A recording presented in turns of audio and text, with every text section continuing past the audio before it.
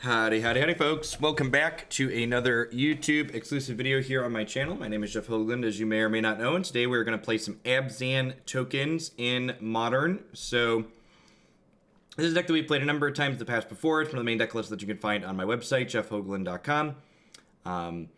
The question I always get when I play this deck is, why would you play this deck over Black-White tokens, which is another fringe Modern archetype that sees some amount of play.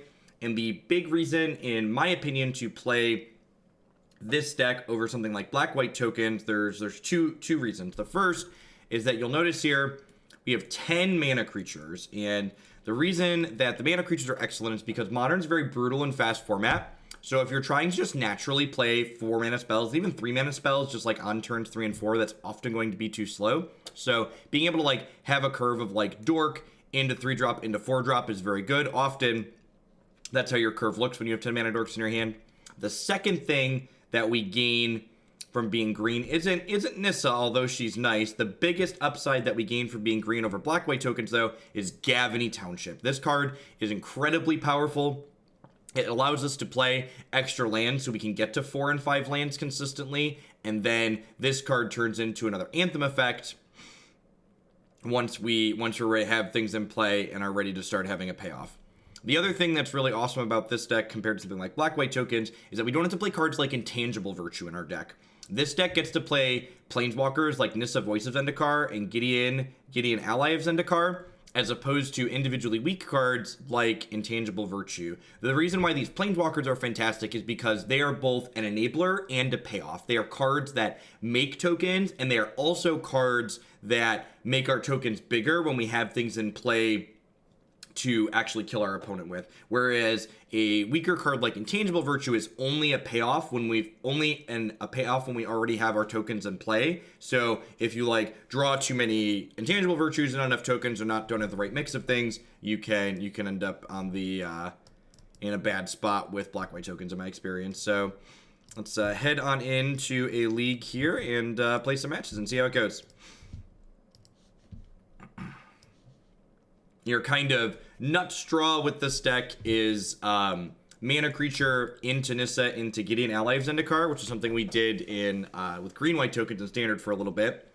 The black splash in this deck is basically for the Lingering Souls flashback and Sorin, as well as some powerful disruption in the form of Thoughtseize.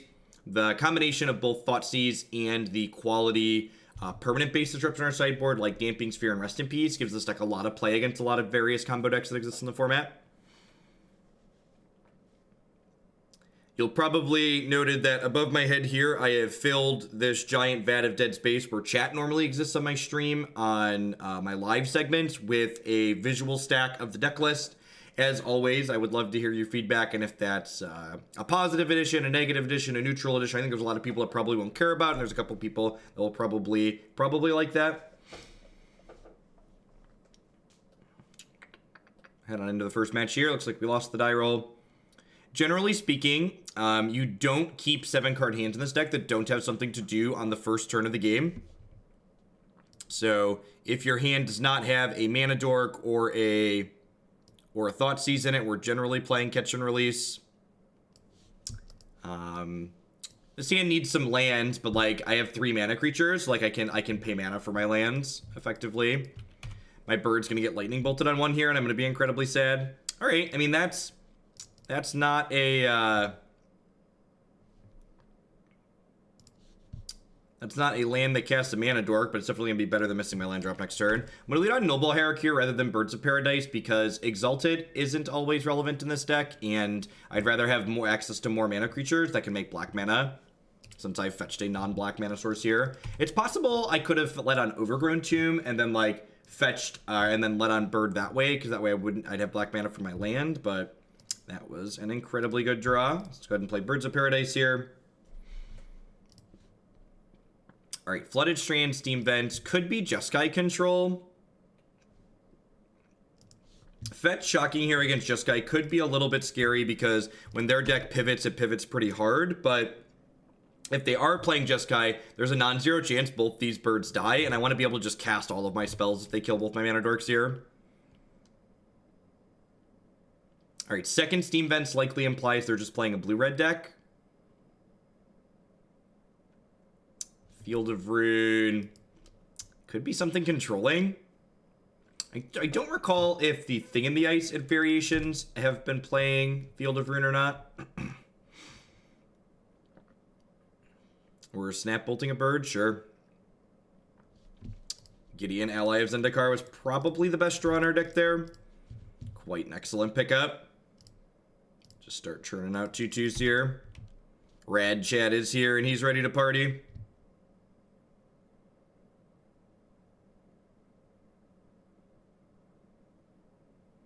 Desolate Lighthouse. Yeah, looking like some kind of combo deck. Could be a Through the Breach variation. Could be a Madcap deck. With these things aggressively killing my birds here, I wonder if they're probably a Blood Moon deck, right? I guess Field of Rune implies that they might not be, and the fact they fetch a Steam Vents tapped also kind of points in that direction. I'm gonna make a knight here, and I think I'm actually gonna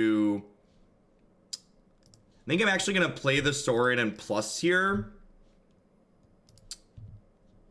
Try and, like, insulate myself against getting burned out a little bit. If they have Breach Emrakul next turn, we are dead. Just something that happens in Modern sometimes, though. Oops, I died.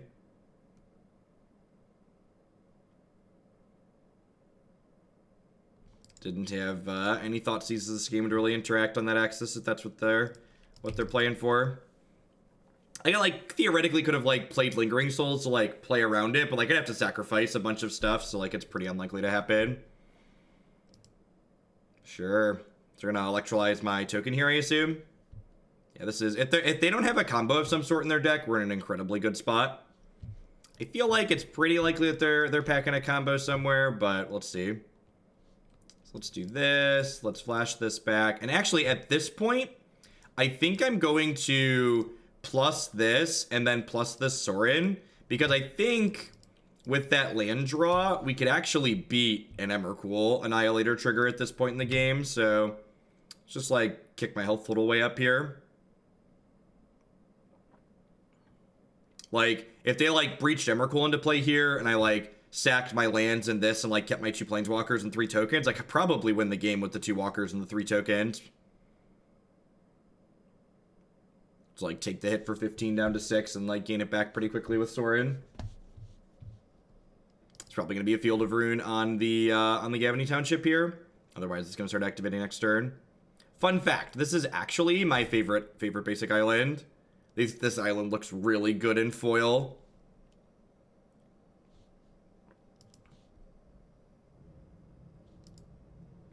Am I going to have lethal next turn? I get to plus Gideon Cavern of Souls. That's ambitious. All right, so they're probably not a Blood Moon deck with Cavern and on Shaman. Okay. Interesting. I'm play this out to play around Mana Leak. I'm actually going to plus Gideon to start here. And the reason why I'm plussing Gideon before I cast my spell is I want a downtick on my Nissa and I want the Gideon to get a counter.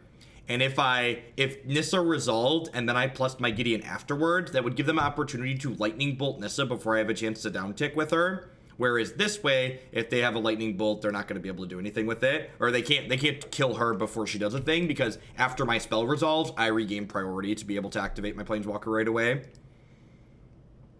So they're dead through Bolt. If they have Bolt, Snap Bolt, they can't cast it because this is not on Wizard.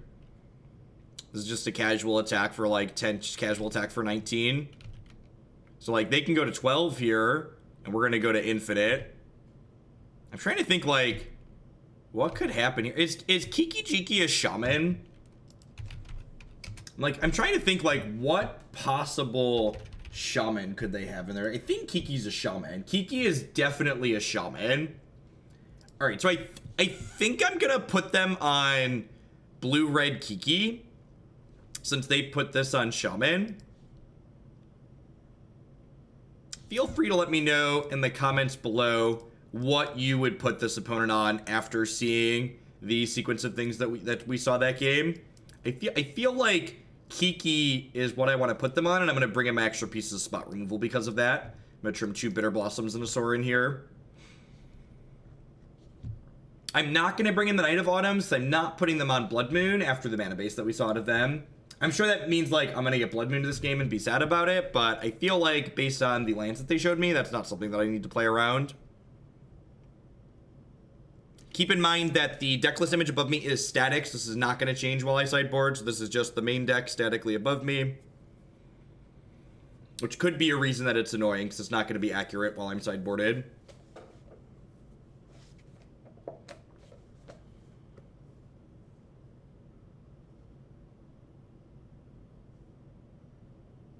This hand's fine. Can fetch around Blood Moon a little bit too, which is nice. You're pretty hard pressed to mulligan hands that have mana dorks on one. And like there's 4 lands in this hand, but like one's a Horizon Canopy, so that one's gonna turn into a spell hopefully later. Thoughtseize is a good pickup. I'm gonna lead on Bird on 1. See where we go from there. Probably like Bird on 1 into fetch Swamp Lingering Souls on 2 if they don't kill this. If this dies, we'll go fetch Swamp Thoughtseize. Sure.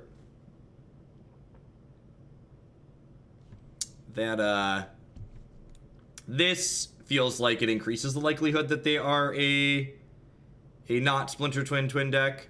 So I drew Noble Hierarch. Does Noble Hierarch mean I want to Thoughtseize plus... I think it does, actually. I'm gonna Thoughtseize plus Noble Hierarch this turn. Maybe play a tapped land. Perfect. So I get to dodge the Relic here too now. And I think, so they have the Snapcaster Mage, but I think I'm actually supposed to take the Electrolyze, because, like, they're not snapping Electrolyze for a long time. And, like, this way, this sets me up, so next turn I'm going to have 5 mana since I've played 2 mana creatures, and I'll get to Lingering Souls, Flashback Lingering Souls, because, again, similar to how we get the ability to activate our Planeswalker as soon as it's resolved, with Lingering Souls, as soon as it goes to the graveyard, because it's sorcery, we regain priority afterwards, so we'll be able to flash back the Lingering Souls before they have a chance to exile it with Relic. Because when you flash back a spell, putting that spell from the graveyard onto the stack is part of paying the flashback cost, so it happens right away. The opponent does not have a chance to Relic it.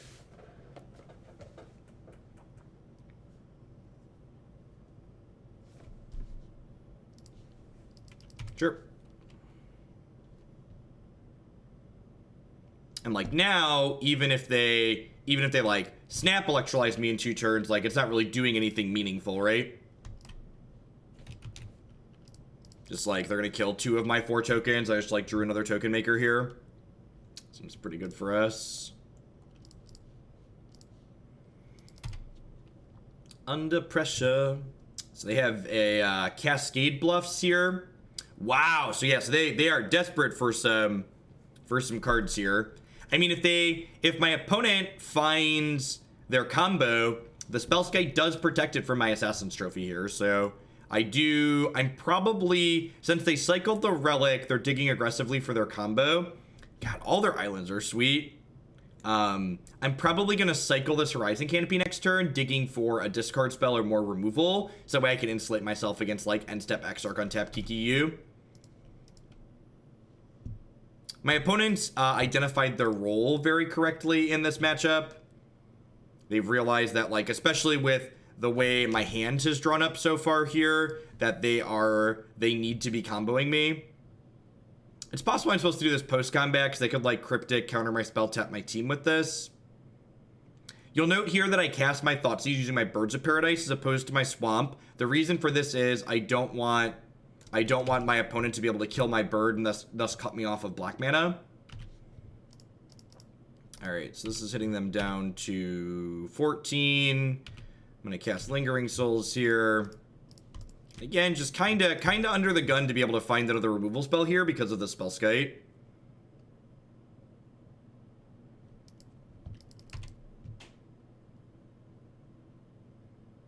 Playing into a potential sweeper here, but I don't think we're beating a sweeper this game anyways. Let's just like put all our eggs in the basket.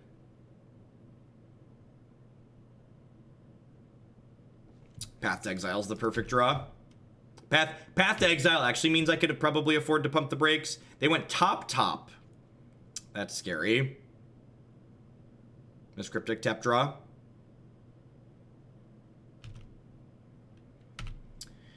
All right, so because I hit the second removal spell, I'm actually just going to go ahead and pass here. Oh, I wonder if I was supposed to destroy the Spellskite in response to... It's possible I'm supposed to have destroyed the Spellskite in response to the Cryptic command, because then they get a random card off the top of their deck as opposed to the one that they scried to the top. Yeah, I think that was a mistake. And maybe I doubled down by not doing it here. This is probably going to be like Anger of the Gods. Yeah. Yeah, that's unfortunate for me. I think that was a punt on my part. I could have denied. I think they probably would have declined to search because like that's an option, but I think I could have been up or have them down a land because if they decline to search, they don't get the land, obviously. I'm choosing the trophy here, even though it gives them an untapped land, as opposed to using the Path to Exile, because I want to save the Path to Exile, because Path to Exile is more resource efficient, and that could be something that really matters against a deck that has, like, Deceiver Exarchs and stuff like that in it to tap my lands down. Grab a second white source here, so they can't end-step diddle me off my only white. Thoughtseize is a great draw. Maybe clicked. Might be getting clicked. Just gonna let this resolve. I really don't have a big incentive to path it since I have a Lingering Souls in the graveyard that can block.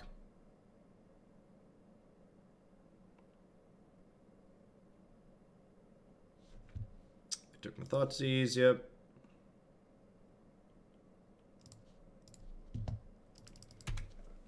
There's some incentive to like jamming the Nissa this turn and pathing the click just because they're tapped out, but like I really want to save this path so we don't die to their combo. Our deck's pretty good at generating card advantage in the long run because we have access to a lot of planeswalkers. So just like trying to ensure that I don't die to a combo by mistake is like how I win this game, I think. They do still have a Snapcaster Mage that I'm aware of in their hand though. So I guess I can't really do a whole ton here.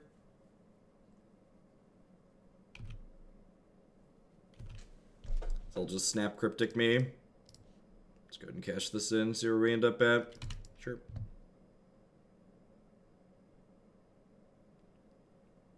Probably behind at this point. Anger of the Gods was a good one to find. Yep, there's next arc.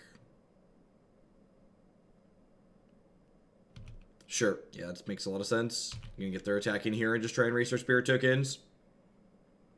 Especially with Snapcaster Mage at some point down the line, adding additional pressure to the table.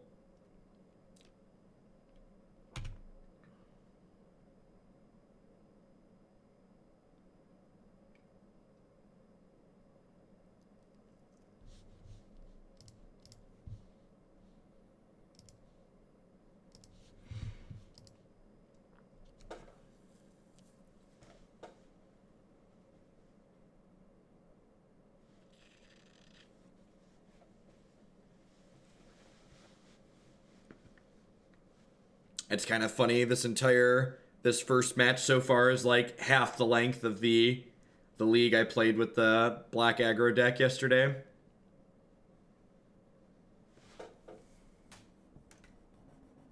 It's like stark contrast. Our opponent's also playing a little bit slowly here too though. They're down 4 minutes on clock already, which is a significant portion of the time we've been sitting here.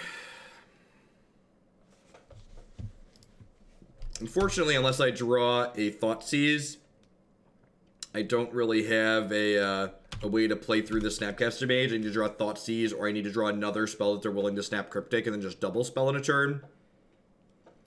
Another Lingering Souls would be a pretty good draw, but we're already through 2 of those. Yeah, I'm just going to go ahead and pack it in here. Move on to the next one on the plate.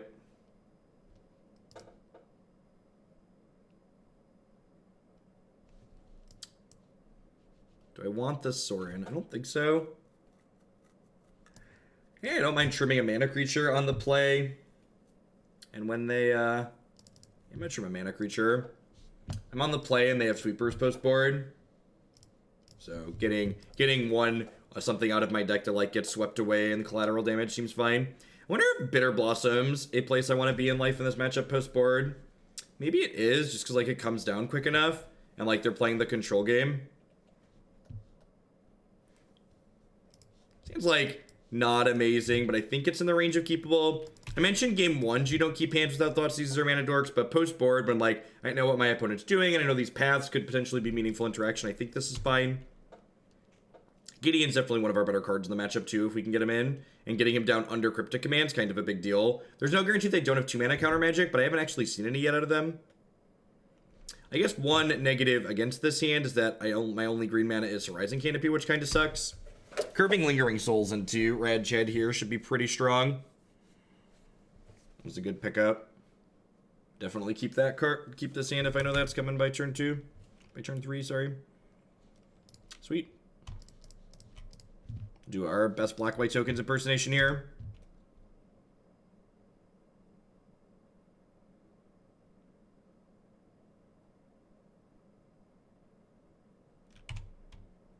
This is the game I get Blood Mooned. It's going to be the game I get Blood Mooned, isn't it?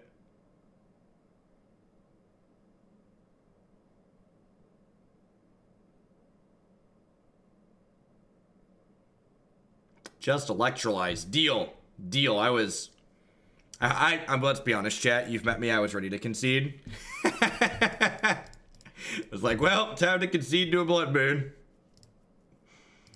Alright, these are my T2s. Go.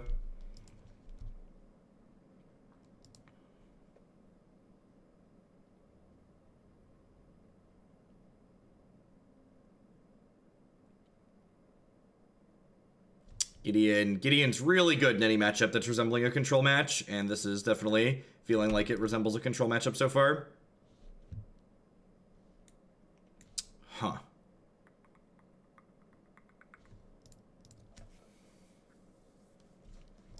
So I'm gonna enter combat here. What land do I want to play?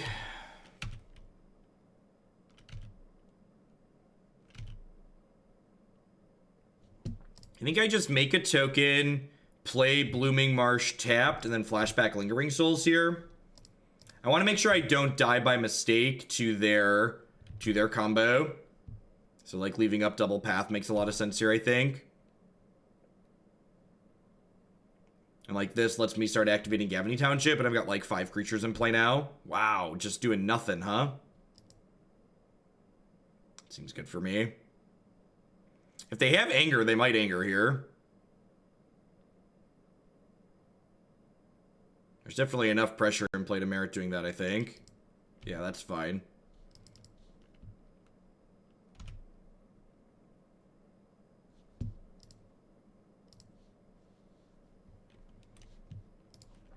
Alright. Do you have a 2-mana counterspell? They have Negate in their deck. It's definitely in their deck right now, so would not be too surprised to get negated here. Remand, sure. That's a little bit better for us than negate. The question is, do I want to crack this Horizon Canopy? I think I do. Like, I'm pretty far off of double spell turns anyways, and there's just a lot of lands in my deck, so like there's a good chance to like hit another mana source here somewhere.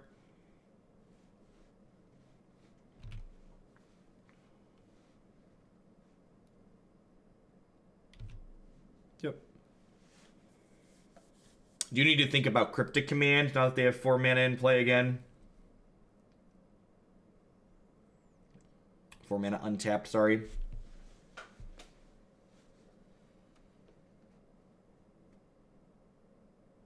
Put 2 cards on top, yep.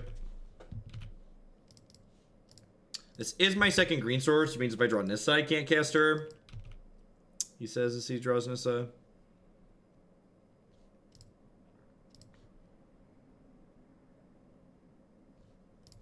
Alright, so do I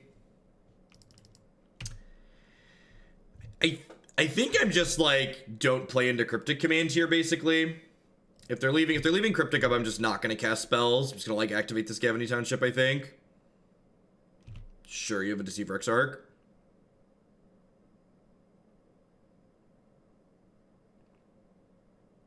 They just put 2 cards on top, right? I'm gonna path this actually. If they get the land, then they don't get their 2 cards they scry to the top. Which seems good for me. Yeah, they declined to get the land. Good stuff.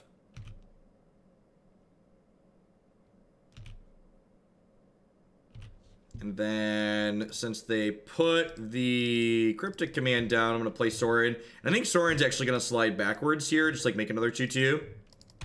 Because unlike Gavony, Sorin activation are lethal next turn.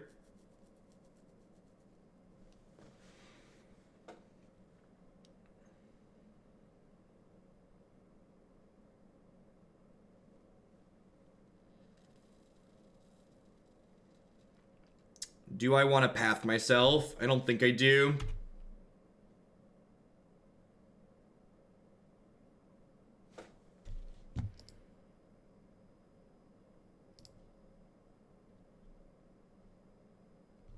Alright, you get Cryptic Command. Otherwise, this is lethal. I guess I could have like a bolt or something too here. Another Exarch to diddle my Gideon.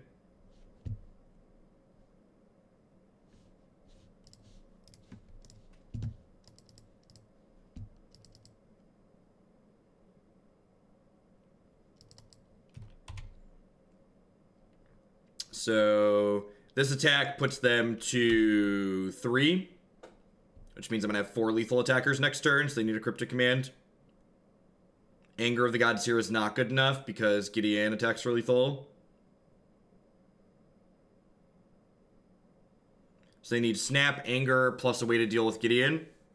So they could have Snap, Anger into a blocker. They could have Snap, Anger into a creature that taps Gideon down. They can also just kill me here. They can just, like, untap a land and then Kiki kill me. They burned both my Path to Exiles. Maybe it was a little aggressive what I did there, but I like putting them to 3. Yeah, maybe it was just too aggressive. That's unfortunate. Yep. Yeah. I don't know. The Blood Moon ended up not really mattering, but I definitely could have been more conservative with my Path to Exiles there. And that was always, like, the question when you were playing against Splinter Twin, right? It was like, well, do I use my removal spells proactively on their creature when they're tapped out? Or do I, like, let them untap and, like, have the ability to, like, have counter spells, dispels, remand, stuff like that to be able to put me behind as well? There's kind of that balance, right? And just because we got there doesn't mean it was wrong to do what I did. I guess I still have lethal the following turn if I let them block one of my 3/2s. But again, like, they could just have, like, a negate in their hand, and then, like, it doesn't matter that I held my Path to Exile. It's pretty good. It's got a lot of lands in it, but, like, 2 of the lands are a creature land and a Gavony Township. Like, turn 2 Nissa on the play is, like, nothing to scoff at, especially with Gavony Township to back her up.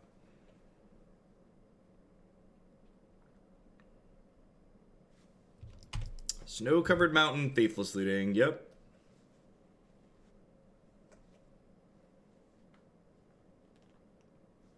Get to dust off the rest in peace in the sideboard.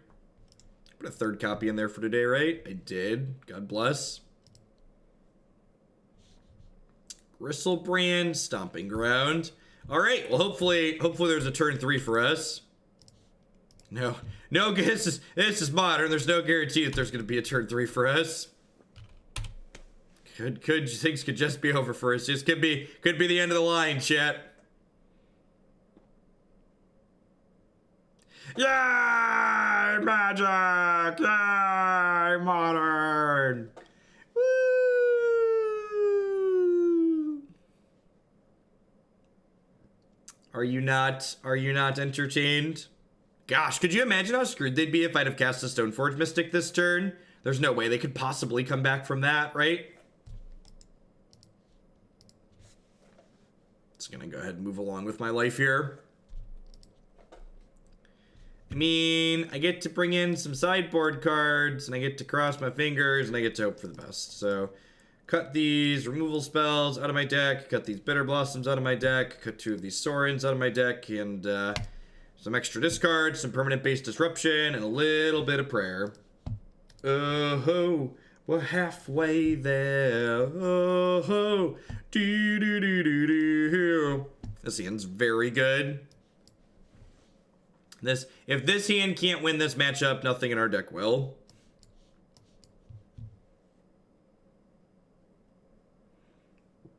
Overgrown Tomb into Bird here. And then the question becomes, do I like Thoughtseize D-Sphere on 2, or do I just play Nissa? It's probably going to depend on what they do on their turn 1. If their turn 1 is Faithless Looting Bin Grishoalbrand again, I'm probably going to Thoughtseize Damping Sphere. But if they just, like, mope around on turn 1, probably going to Nissa to get pressure going. Because remember, it's not just the disruption that beats these decks, it's the pressure plus a clock. Or disruption plus a clock, sorry. Need a little column A, a little column B. I'm going to fetch Overgrown Tomb here as opposed to a basic forest in the event that my opponent has a way to kill this Birds of Paradise. So if they, like, kill my bird on their turn 1, I can go, like, tap land, Thoughtseize you. It will, however, suck to not have a second green for this Nissa anymore, though. Temple of Malice. Yeah, I think... So, Temple of Malice doesn't mean they can't kill us next turn, but it does mean they're less likely to. It's going to require, like, looting, Goryo's Vengeance, plus Simian Spirit Guide. So, this is a little bit of a risk, but I am going to go ahead and play the Nissa on 2 here and just, like, hope I get a turn 3. Fingers crossed I get a turn 3 this game, unlike last game.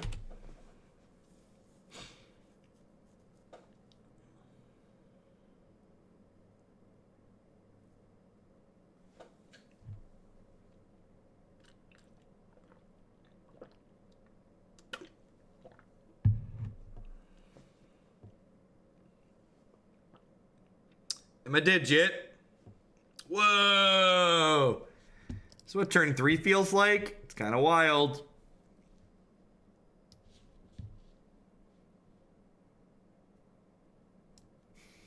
I'm glad I have a Thoughtseize, because otherwise we were gonna get got next turn. So send a message here. Next turn we'll plus Nissa one more time and then start activating Gavony Township. And then the plan will probably be, so plus Nissa up to a 4th creature, activate Township, attack for 2. And then the following turn, I'll start down ticking Nissa, just like Anthem. Give him the business.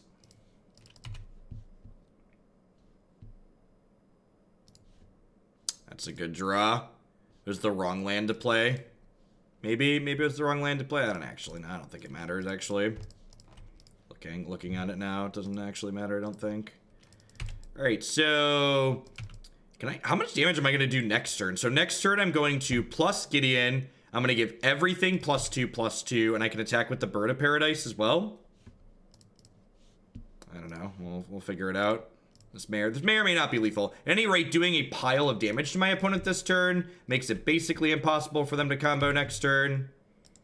Is that actually lethal? It's actually 19. It's 7, 11, and then 4 2s. Just like turn 5 lethal. Yeah, I like this deck a lot. I almost played this deck at the Open in Columbus, where I played Green Black Rock on my team. This deck's definitely much better than Green Black Rock is against the control decks in the format. And it has games like that, right? Like, we get to play good permanent-based disruption because we have white in our deck. We get to play Thoughtseize, and this deck just, like, can put a real clock into play sometimes. Thoughtseize into mopey stuff. Is that good enough? I don't think so. My opponent kept 7. I don't know if this is good enough. I feel like no mana dork, no permanent based disruption. I'm gonna mulligan. This again's much better. I'm gonna bottom a 4th land since I have a Noble Hierarch. Hopefully we get a turn 3 on the draw. Like, the downside to not having a Thoughtseize on 1 is that I, like, might not get a turn 3. Like, heck, we didn't get a turn 3 on the play game 1, so. Like, end step Lightning Axe me, untap, do the thing. Okay, sweet. No Grishoalbrand hitting the bin on turn 1 bodes well for our home team. That being said, like, last game when we Thoughtseize them and they had Through the Breach, like, there's no guarantee that this this Rest in Peace is, like, meaningful interaction, right? Like, there's a very real chance, like, my opponent could just be on the Through the Breach plan this game, and, like, this Rest in Peace just, like, doesn't have a text box. It's like Breach Worm and I almost die. Although I guess Rest in Peace is good against Breach Worm, specifically.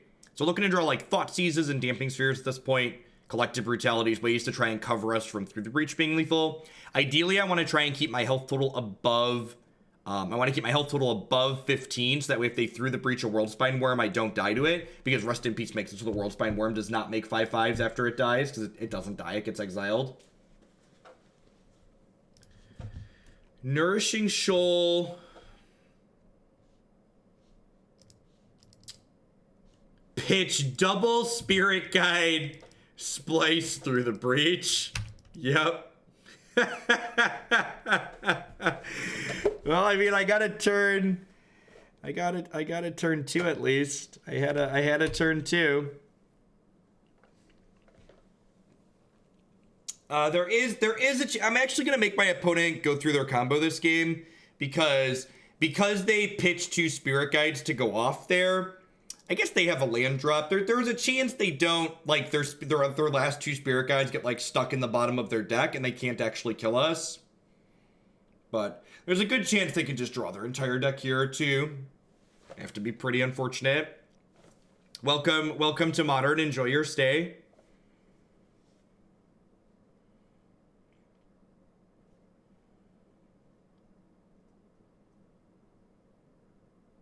I just feel like, even when, this is one of the reasons why I've been so infatuated with Standard recently, is just, there's so many games in Modern where, like, and I get that, like, the deck I'm playing right now, like, isn't a tier 1 deck by any means, but even when you're playing tier 1 decks in Modern, there's, like, plenty of games where you basically just, like, don't have any relevant decisions. Like, I don't know that any of the choices that I made this game really mattered, right? Like, the only actual decision I made was I chose to mulligan. And, like, I mulliganed to a hand where I had Rest in Peace, but it turns out maybe the Thoughtseize was better. So, like, maybe that was a wrong choice, but I don't know. The first hand just, like, didn't do anything, right? It was, like, Thoughtseize into no pressure.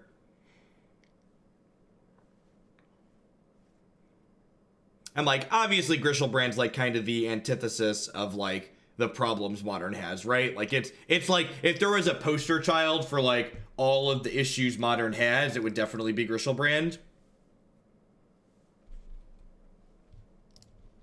Right, well, I thought maybe this was going to be a long league after we played a 35-minute match 1, but if we just get, like, dumpstered 3 times very quickly by 3 different combo decks, that might not be the case. Sad.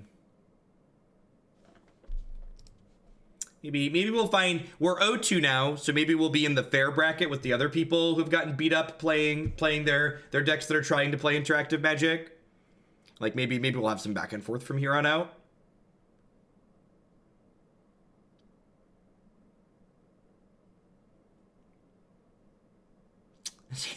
Zan's fine.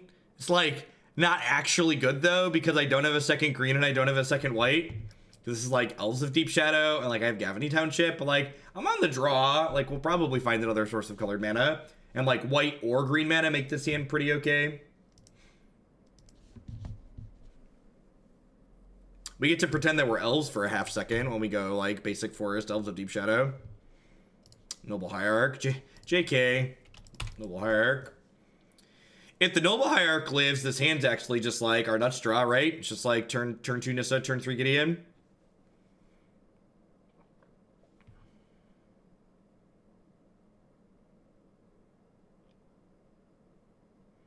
My opponent's username is Thoughtseize turn 1, and I feel like I've kind of been lied to. I feel like there was a bond my opponent and I had, and it's just been taken away. Thing in the ice. I don't know that we can beat that. Need a removal spell, like, last turn. This, like, makes our entire board state irrelevant. I have 4 removal spells in my main deck. If 3 more I get to bring it out of the side. There's a chance they just flip this over this turn and, like, bounce my Noble, kill my Nissa. There's not really a whole lot I can do here.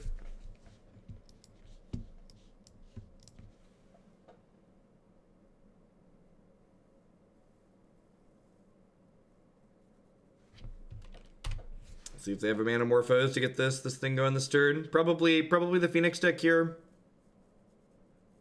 Yeah, they flipped an Arclight Phoenix.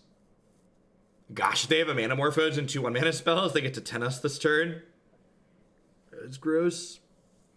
I guess they'll probably kill Nissa rather than 10 us. Probably 3 us plus kill Nissa. There's a small pause here. Maybe they don't have the Stone Cold.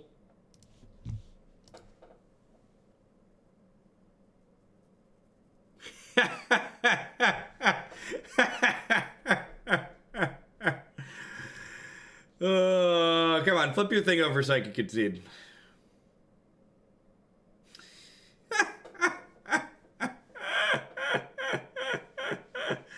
Why did they gutshot my token? I'm so confused. Why did they gutshot my token? Maybe they misclicked. I have to laugh, chat, because if I didn't laugh, I would cry.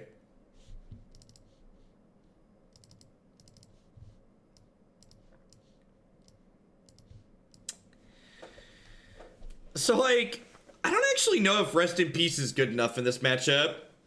I feel like my Lingering Souls might be better than having access to Rest in Peace. And I don't know if that's definitely correct, but it feels like it's correct. Damping Sphere is also a card I can kind of take or leave. Like, obviously there's going to be draws where Damping Spheres, like, slows them down a meaningful amount, but I feel like there's going to be a lot of draws where it just, like, doesn't have a text box. So I don't think I want to cut any of my core game plan. Like, I've got 4 discard spells and then 7 pieces of removal here, and then I've got my game plan. Remember, every card you board in has to have something board out. So, like, I'm either trading other disruption for a Damping Sphere, or I'm trading something that could potentially be closing the game out. And closing the game out's pretty important.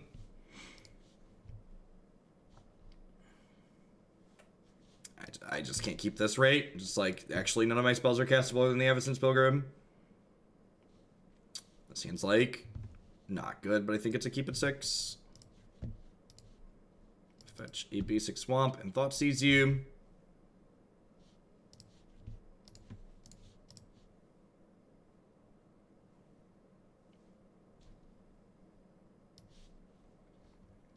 Well, that hand does a whole lot of nothing. I'm actually going to take this Faithful Suiting away. Is there a way to, like, churn through their hand and, like, try and make it actually do something?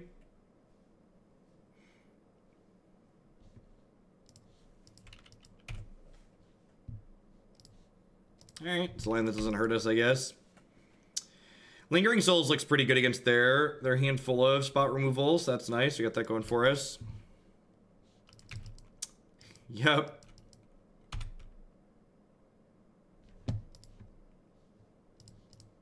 It's no longer nice. I hate everything.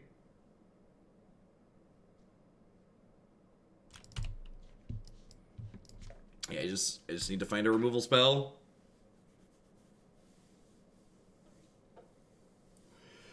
See, this was a good draw.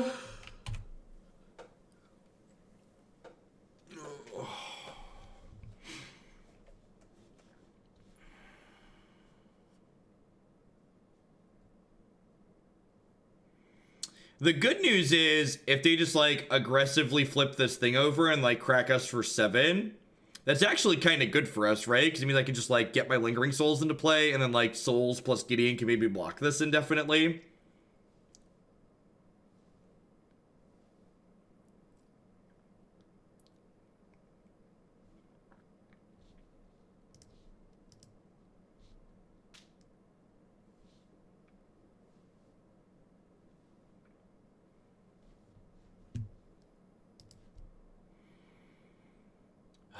There's just actually no reason to cast a spell.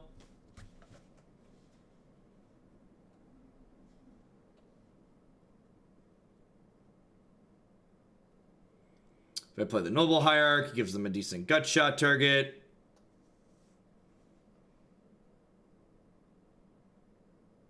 Yep. So again, hoping they flip this bad boy over this turn so that way I can start deploying cards from my hand. So I don't have to worry about them getting bounced back. Yep. I don't want to auto pass here because I want them to, like, play around the idea that I could potentially have a removal spell. Not that it's super meaningful. Wonder if we'll see them go Mana Morphos into flashback the Faithful Suiting here. Potentially put some Phoenixes in their bin so they can start beating us down with those two.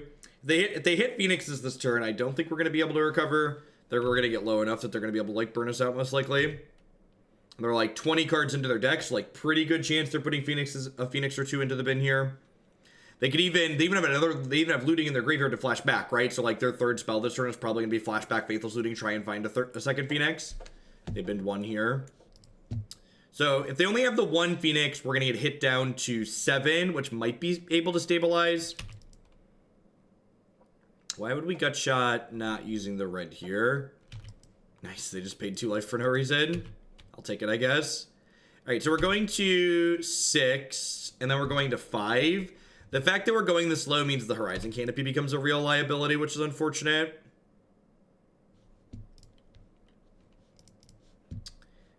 If we can put some roadblocks up here, Nissa plus Gideon block the thing in the ice indefinitely, and then we just need a path to Exile to clean up the Arc-like Phoenix at some point.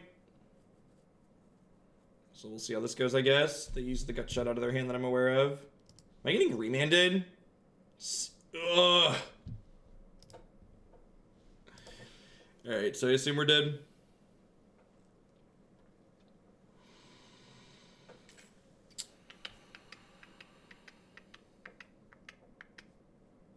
Oh, right. I know they have Lightning Axe. Sure.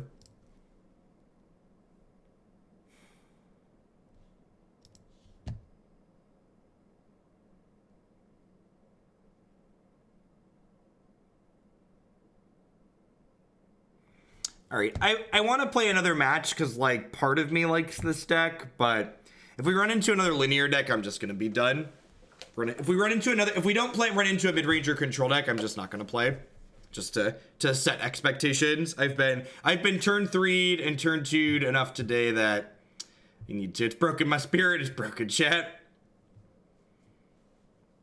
Good reminder while we're sitting here waiting for the next match to pop that if you enjoy my content, make sure you like the video, drop a comment down below, and ring that bell on the YouTube channel. Also, please remember that the reason that I'm able to do this as a job is because of my wonderful Twitch subscribers and Patreon supporters and all that jazz. This deck, like most of the decks we play here on this channel, are viewer-submitted deck lists. So if you're interested in supporting my content and keeping me employed here making videos every single day, be sure to consider subscribing on Twitch or becoming a patron on Patreon.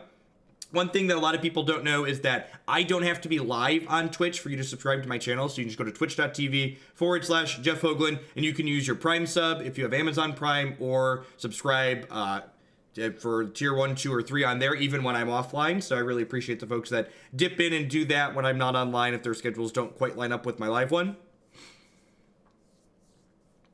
I'm going to publish this video on Saturday, December 15th. If you're a fan of Standard, I'm going to be live most of Sunday with Standard as well, and then roll into my normal weekly schedule of being live Monday, Tuesday, Wednesday. Get back into the swing of things here.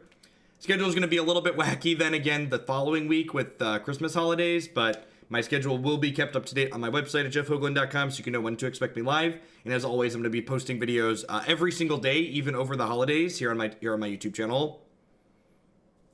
All right, Magic Online, did you find me someone else who is also a sad mid-range player who just wants to have back and forth in their match of Magic the Gathering? I would like to play first. This hand is not fantastic, but I'm going to keep it. It's kind of hard to... I guess it's fine. Like, it's a little bit land heavy, but like, this replaces itself. This is a spell land. I'll go Overgrown Tomb into Elves of Deep Shadow, turn 2 like Plains Bitterblossom. Seems fine. Hopefully they kill my mana creature on 1, because that means they're playing an interactive deck, and this Bitterblossom will be very good.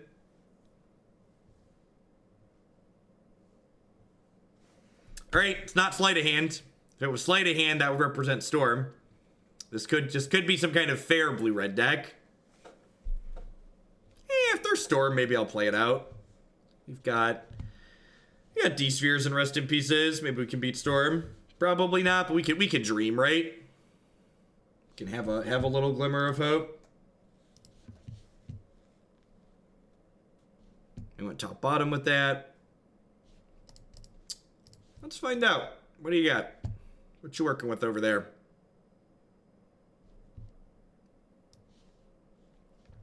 Confirmed Storm.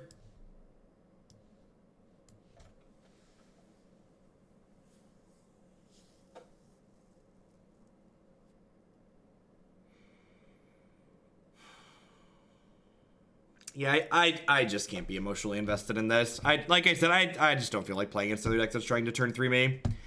I'm gonna call it a league on this one. That I mentioned during that league that this was a deck I was considering playing at the Open in Columbus, and that league was kind of a brutal reminder of why I ended up not playing it.